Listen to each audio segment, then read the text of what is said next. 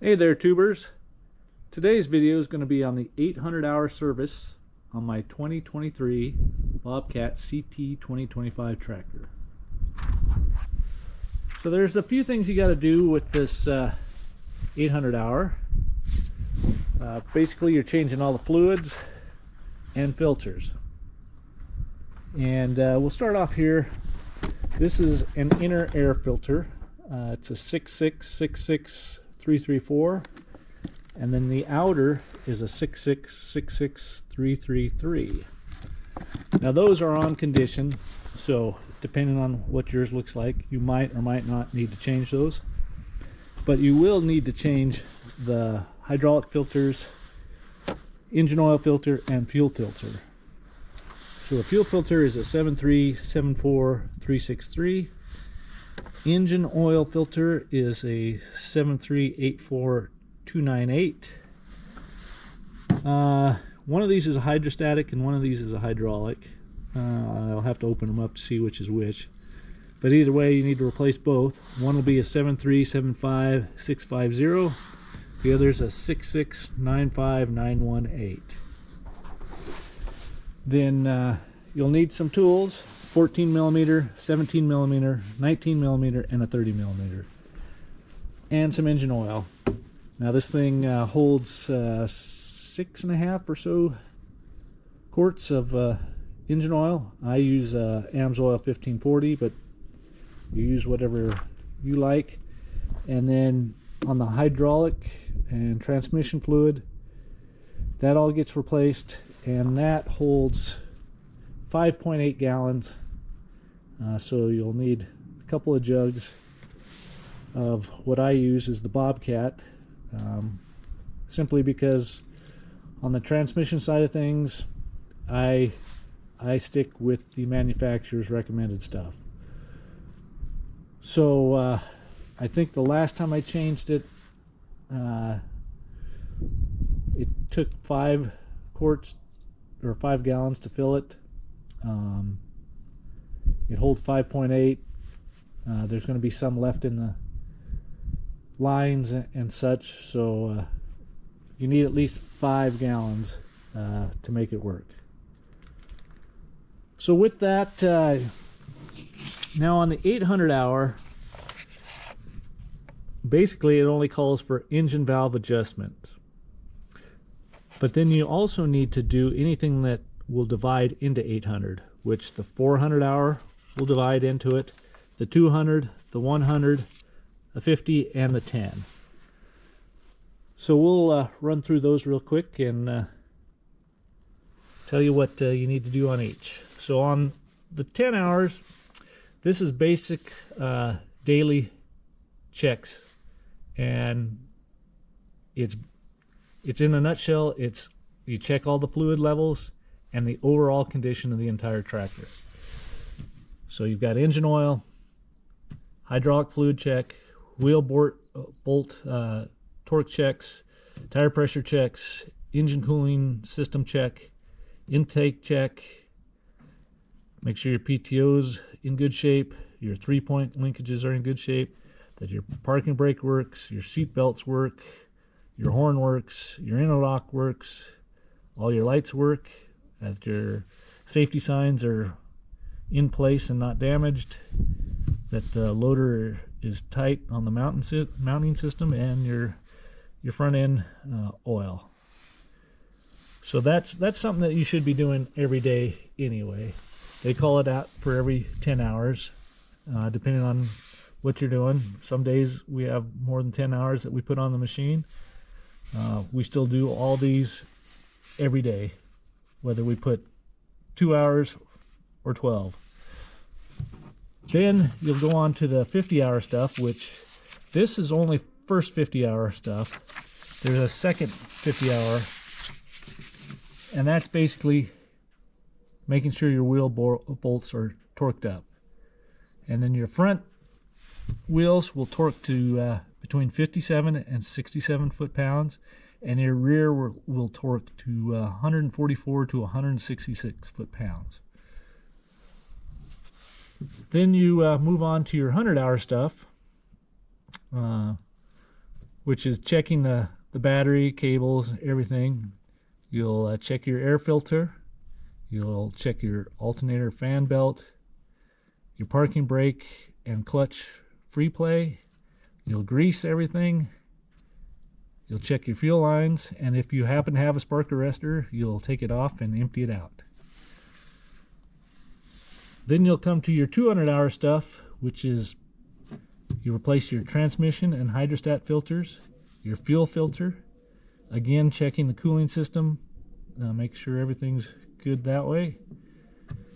Check your hydraulic and power steering hoses and lines, your air intake hoses, and you'll check your toe in. Then you'll jump down to the 400-hour stuff, which is again your transmission filters and hydrostat filter, which is every 200 hours. So 200 will divide into 400, so that makes sense there. But on your 400-hour, that's front axle oil replacement. So you'll need to do that. And then you get to your 800-hour stuff, which is just engine valves, adjusting the valve clearance. Now, if you're really mechanically inclined, you can do that yourself. I chose to take mine into the dealership and had them check it. And when I get to that, I'll explain what they found and what they did. So overall, I'll start at my 10-hour stuff. I'll go check everything here, and then we'll move on to the 50-hour, and I'll check the wheel torques, and I'll be right back. Okay, so I got everything on the 10-hour checked. Even though we're gonna be draining all the fluids out, everything was where it's supposed to be, so it's not leaking it or burning it. I neglected to tell you that on these fronts, those are a 17 millimeter, and the rears are a 24 millimeter. I checked those were all good. Another way of checking it was these torque stripes that they put on them from the factory. I haven't had any of these wheels off, and they're all still at the same spot that they were from the factory. Put a wrench on them, and they're at the appropriate torques, so we're good there. So then we'll move on to the 100-hour stuff. So battery already checked, looks good. I'll pull the cover off and check the air filters. So on here, there's your air filter right up front, easy to find, easy to get to. And there are 3 latches on it. One here, and then there's one kind of back in here. So we'll get those, pull that off. Looks fairly clean. Filter is definitely a little dirty, and the inner looks great. So I'll try knocking the dirt out of this. I don't like blowing on them, but might put a little air to it just to see. But it might be time to replace this one. We'll see here. But I'll do that and be right back. Okay, so after cleaning this one out, just knocking it on stuff, I got a little bit of dirt to come out, but whatever dirt is in there, it's a dark color and stains my fingers. So I'm not sure what I got into with that, but I'm going to go ahead and replace it with a new one. That one's got 800 hours on it, so I got a good long life out of it.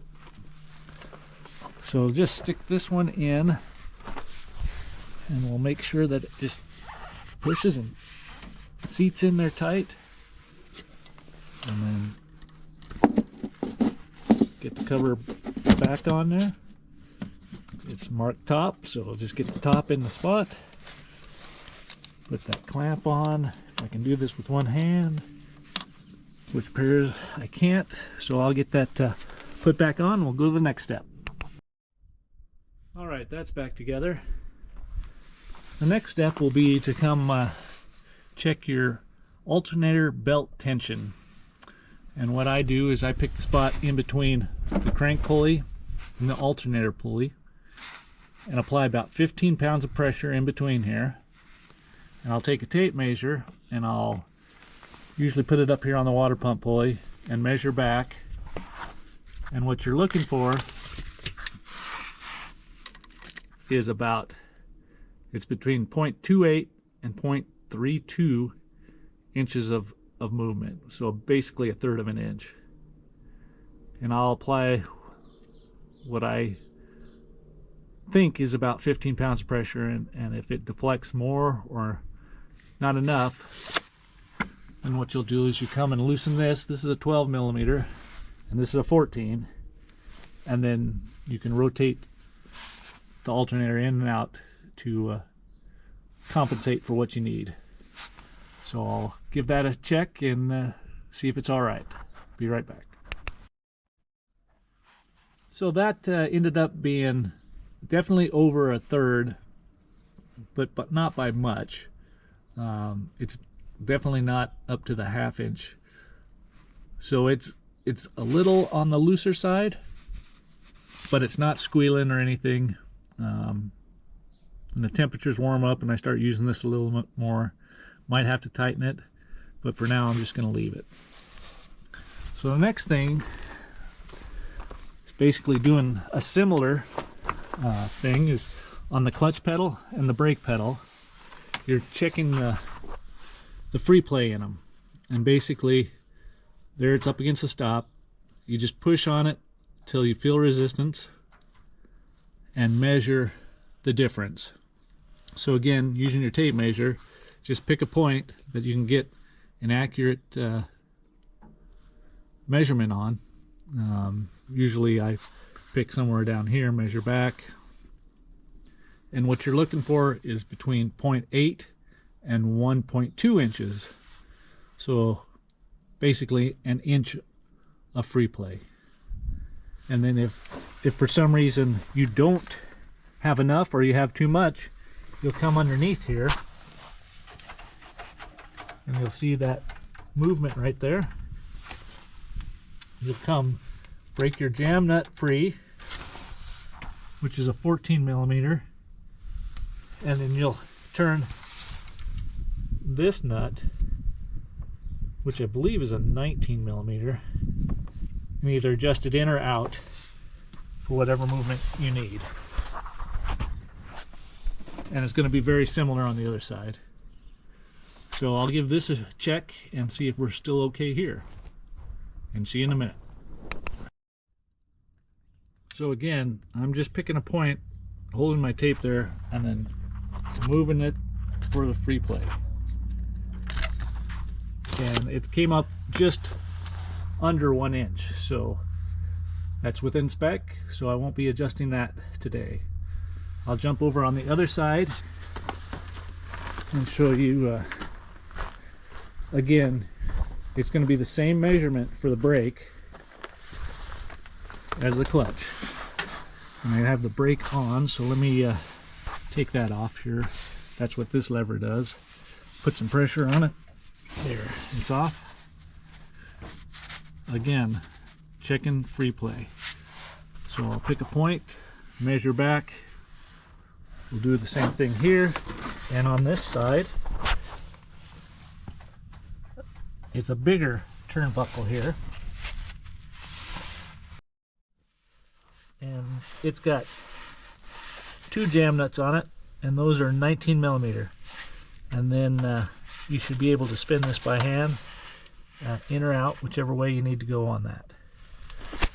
So let me use both my hands here and see where this one's at, and we'll go from there. Alright, so that came in right at 1 inch. Just pushing on it doesn't look like an inch, and I didn't think it was going to be, but it was, so that's right where it should be, so we won't be adjusting that. The next thing it calls for is greasing the machine. Now 100 hours seems like a long time between greasing for me, so I do it more frequently than that. and I'll just show you where everything is on this.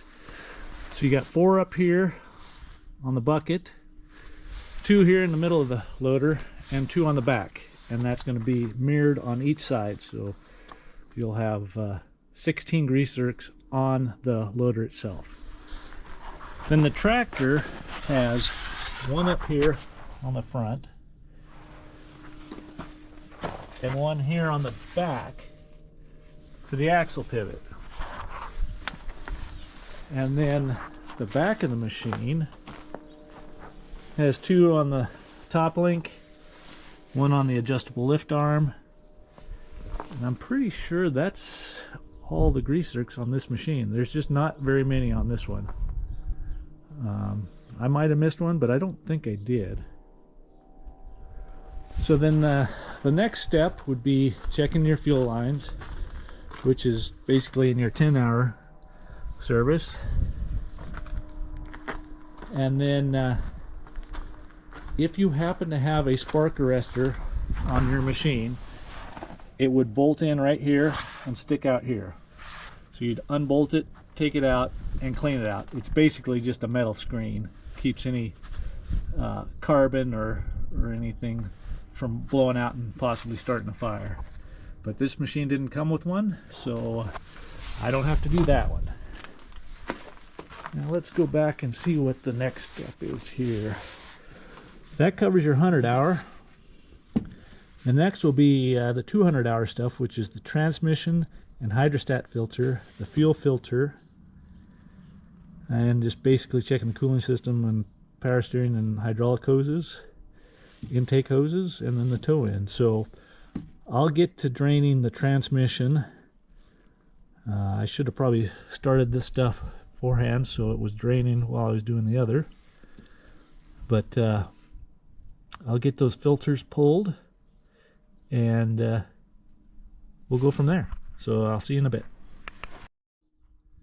And one thing before I go too far here is over on the basically the right side or passenger side of the tractor, underneath back by the rear tire is where your hydraulic filter is. And I opened the boxes up, so the 6695918 is the hydraulic filter. So we'll get that spun off and the new one on there. And then on the exact opposite side of the tractor is your hydrostatic filter. And that's the big orange one. So that's not hard to see there. And that one is, of course, the other one, the 7375650. Now, if I had been a little more smart today, I would have got the hydraulic oil drained out of this thing first, and then when I switch these, there wouldn't have been any real mess. But since I haven't done that, I'll go grab a bucket and I'll pull that plug. And that one right there is a 30 millimeter. That is your basically your main rear end hydraulic drain. But since this is a 4-wheel drive, it also has this one here, and that's a 14 millimeter.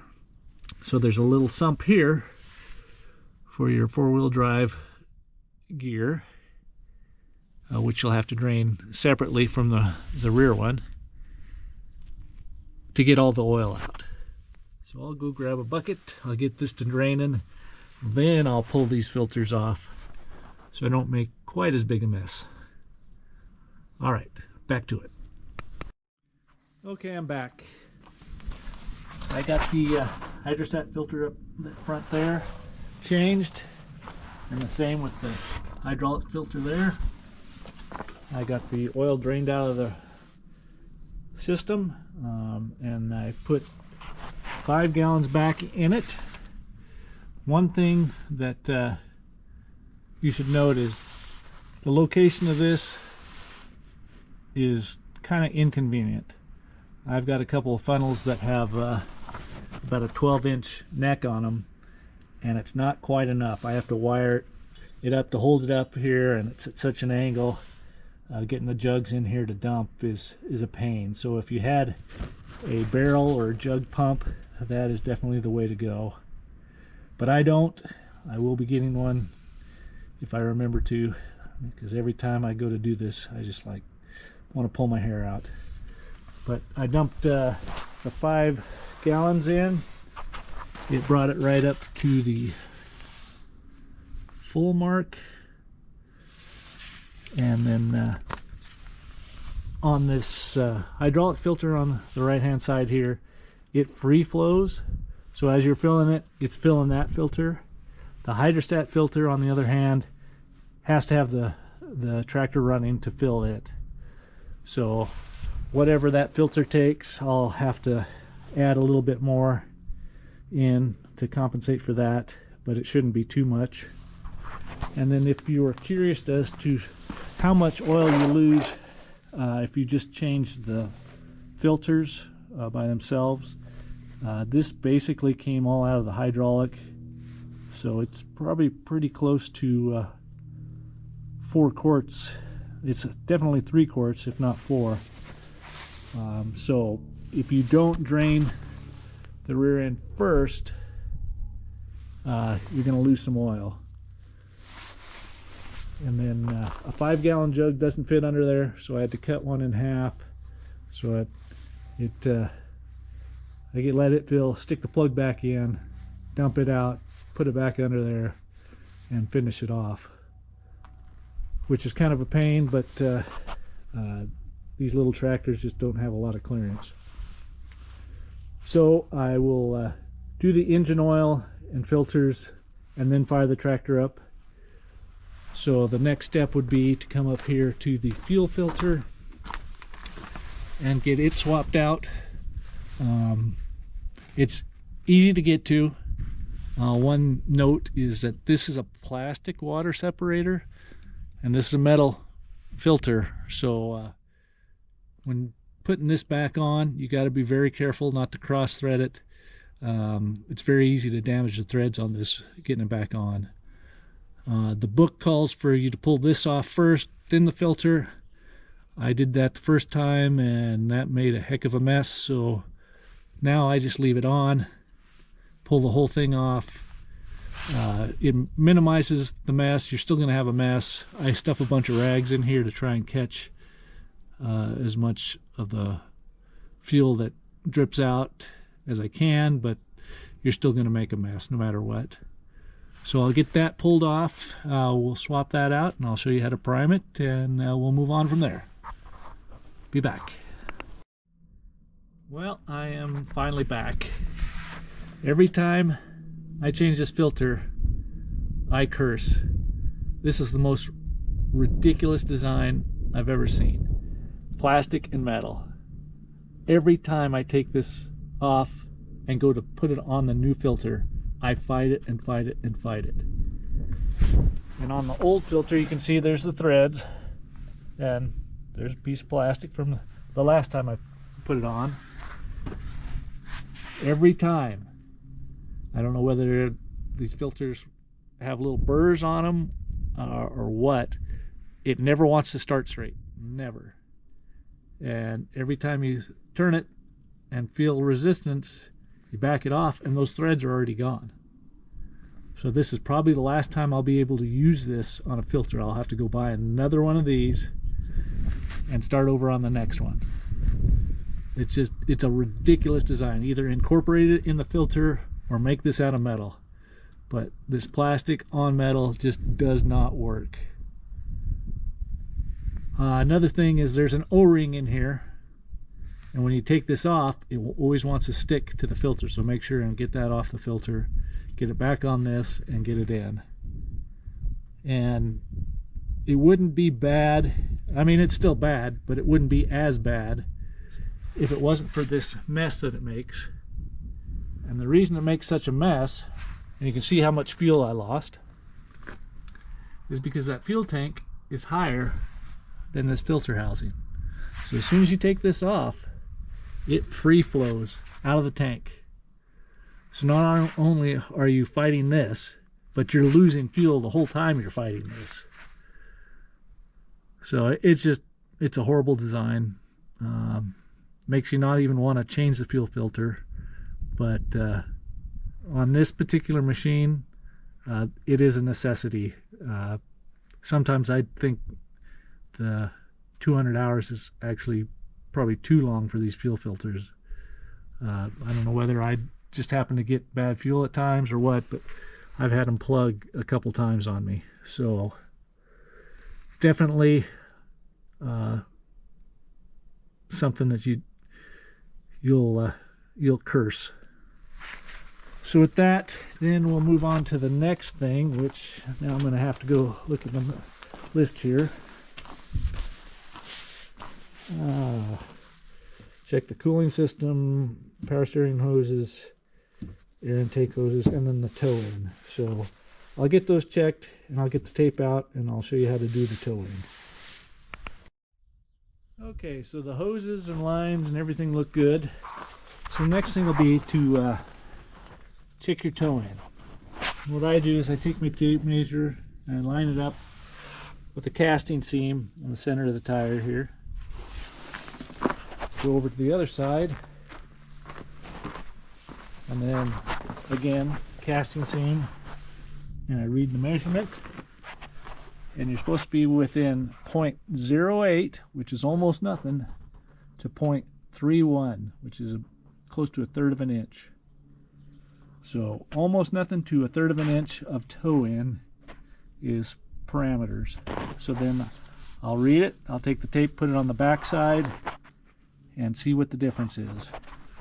And if there is a difference to where it's out of spec, you'd come up here and you'd bust this nut loose. This is a 24, and then this side is a 19, and you'll spin it in or out, and you'll want to do it evenly on both sides till you get the toe-in within range, and then tighten that jam nut back up. So let me give it a check, and I'll see where we're at. Alrighty, so after measuring, there was an 1/8 of an inch difference between the front and back, which is 0.125, which is within specs. It's on the low end, but it's within specs. So that means it doesn't have much of a toe-in, which I don't think these little tractors really need much toe-in. And I don't think the big ones do either, but so I won't be touching any of that, and let's come see where we're at on this. So that pretty much does the 200 hour. So if you look down here, the next thing that divides into 800 is the 400, but this is where it is going to kind of get confusing for some. If you follow their new guidelines on engine oil and filter changes, which my tractor was outside of their changes, so on my original manual it didn't show 50 hours as the first oil change. It showed 400 hours. And a year ago, so in 2024, Bobcat mailed out an updated manual, and there are stickers that you stuck in your manual because they changed the engine oil and filter intervals. They moved it for the original one to 50 hours, and then every 250 after that. Whereas when I got my tractor, the first oil change was at 400 hours, and then every 400 hours after that. Well, something changed, and they decided that it needs to be every 250 hours now, and that you need to do it at the first 50 hours. So if you do it at the first 50 and then 250 after that, that makes 300. Then you do another 250, which is 550. Then you do another 250, that makes 800. So it should say engine oil change down here at 800 hours, but it doesn't. It just says every 250. But if you do the 50 hour and then every 250, it lands on the 800 hour. So with my tractor, it's a slightly different. Even though my manual didn't say change it at 50 hours, I did anyway. And then my second oil change, I wanted to get back in line with the 400 hour interval, so I ran the second oil 350 hours. Well, it ends up, I sample all my oils every time I change it. And the first one at 50 hours came back fine. There was metal in it, but it was to be expected because it was a brand new engine. When I put 350 hours on the next oil change, that sample came back very high in all the metals: aluminum, copper, steel, or iron. So they recommended that I go to a 100-hour interval. So I went to a 100-hour, and I was actually over it because by the time I got the sample back, I was putting so many hours on, I had already got to 150 hours. So I changed it to 150 as soon as I got that report. That sample came back perfectly fine. Everything fell way back off. We were well within limits on that. So then they said go back to 350. Well, if I went back to 350, that would land at 900 hours. So to make things easier to remember for me and everybody else that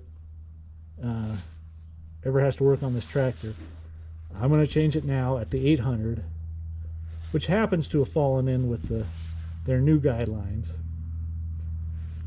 So I'll get to changing the oil right now, and then we'll also do the front axle oil at the same time, because I should have been draining this from the very beginning. I just was going in order, making it easier on those out here who haven't done this before. But it takes forever for that front axle oil to drain. So if you wanted, that'd be the first thing I'd do. Then that way, by the time it's all drained out, you're probably to the point that you're ready to put oil back in. You've got everything else done. Hopefully that wasn't too much information, too confusing for you. So I'm going to do the engine oil and the front axle oil at the same time here. And then the front axle has two drains on it. There's one on each side down here at the bottom. And what I do is I cut the top off of a gallon jug, and it fits in here nicely. And then that's a 14 millimeter. I'll get one for each side, get them both to draining. Now this is supposed to hold 6.3 quarts. Last time I filled it, it took right at 6 quarts, and that's where it stayed this whole time. And when I had two pans under it, I kind of expected, well, each pan holds 4 quarts, no big deal, and it takes forever to drain, so I just kind of left it. And when I came back, that one wasn't full, but this one was over full and had run all over the ground. So you might just keep an eye on that if you do it this way. For some reason, it drained more out this right side than it did the left. And I'm sitting on pretty level ground, so it wasn't that the tractor was sitting one way or the other.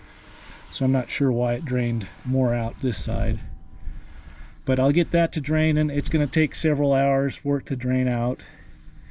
And then I'll get going on the engine oil change while this is draining. See you after a while. Alright, I crawled under the tractor here real quick. There's 2 drain plugs on this machine, and that's because it has a unique oil pan which has this middle section cut out of it, and that's so that this four-wheel drive line can make it up to the front end. So consequently, you've got 2 drain plugs. Those are 17 millimeter, and you'll have to pull them both to get the engine oil completely drained. It makes it kind of a pain for me when I pull samples, because you pull one, it starts draining, you got to pull the other, it starts draining, and I like to try and sample out of both sides so I have a more accurate sample. But you will have to pull both of them to get all the oil out of that. So I'll get working on that, get that to draining. So while that's draining, I'll come up here, I'll pull this oil filter off. And of course, you'll see that there's a wire under here, and then you've got your radiator hose. So when you pull that off, you're going to get some oil.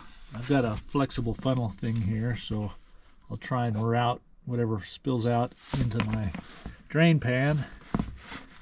I'll get this off, get the new one, the O-ring oiled up and back on, but you want to make sure you get this on tight. I've had these back off on this machine, so you just need to make sure that once you make contact, you get the good 3/4 to a full turn out of it afterwards to get it on tight.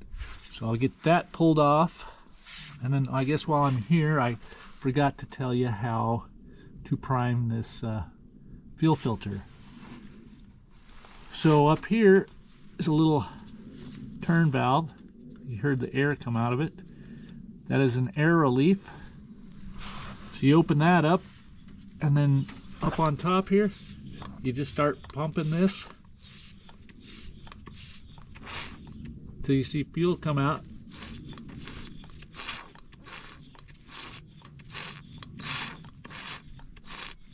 And once you get a good stream of fuel out of that, you'll tighten this up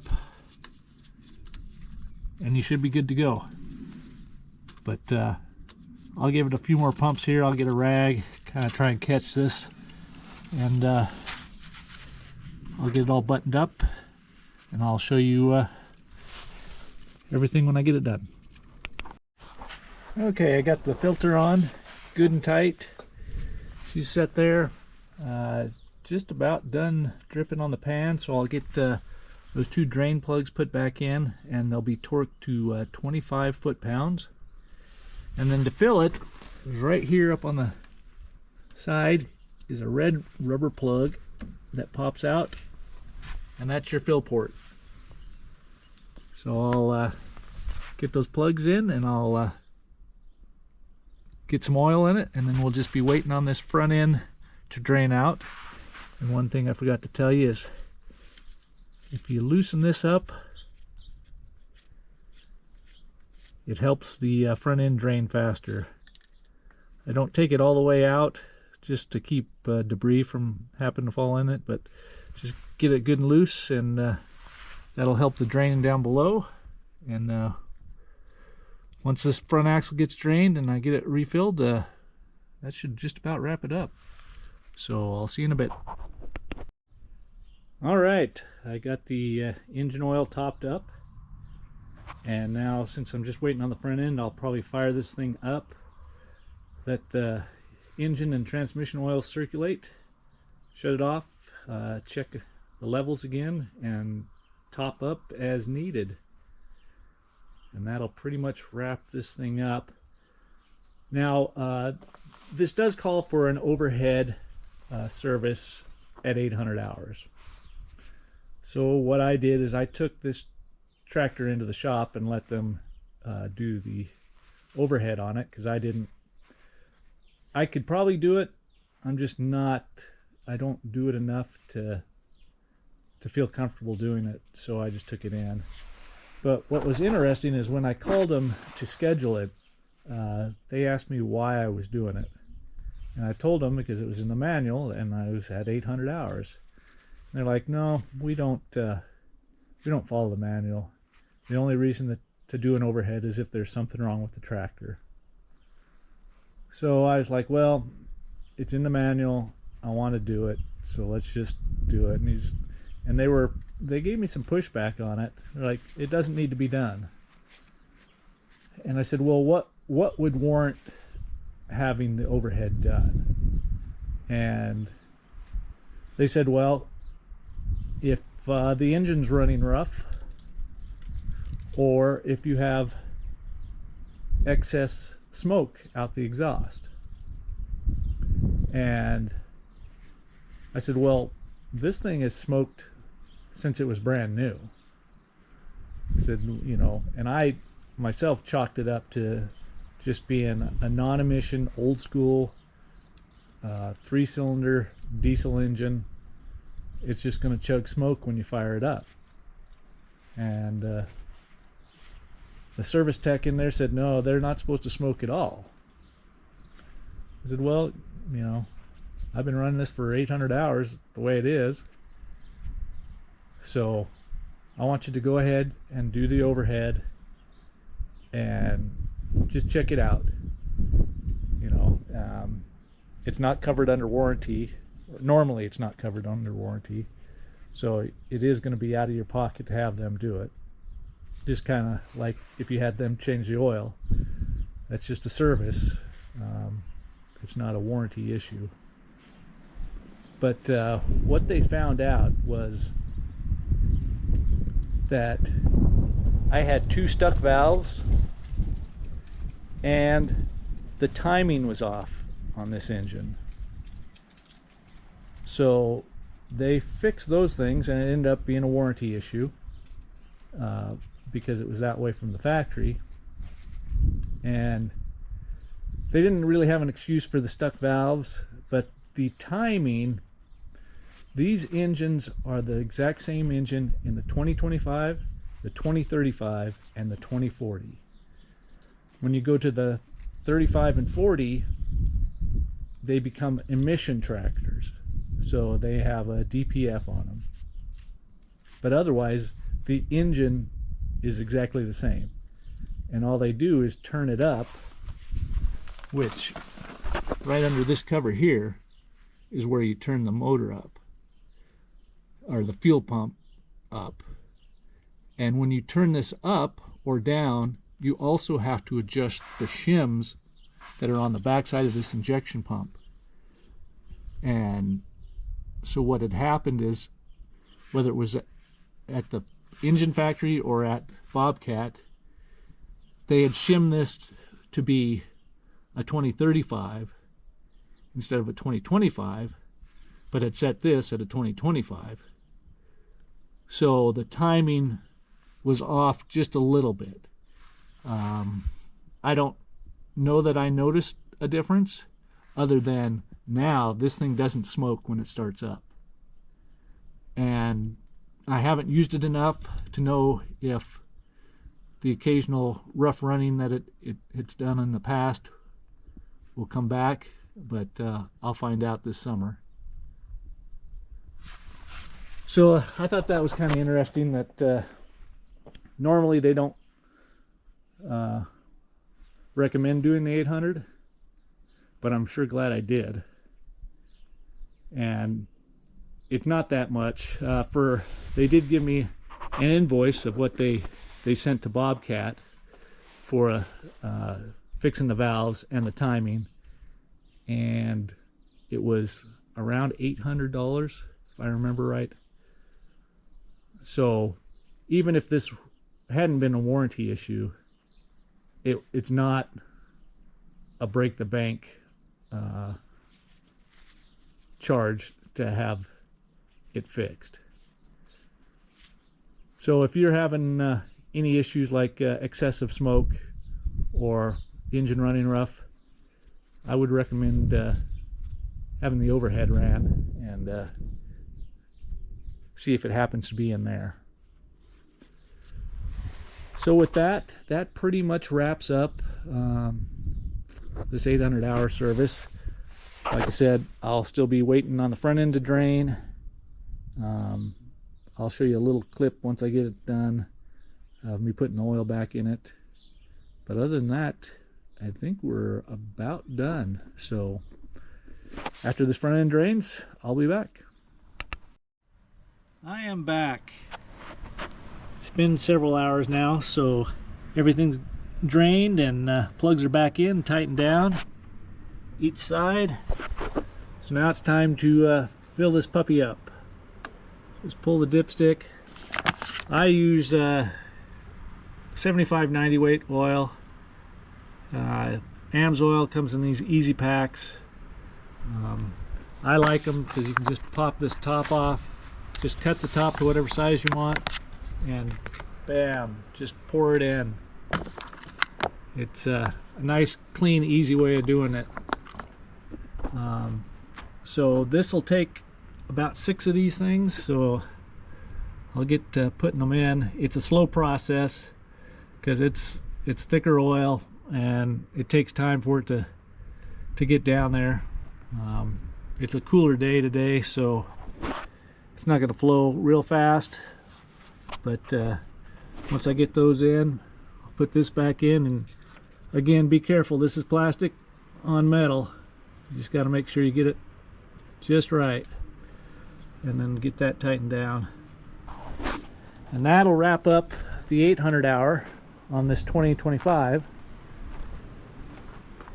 And hopefully this video didn't get too long-winded. But if you have any questions or comments, leave them below. Otherwise, I'll talk to you later. Bye-bye.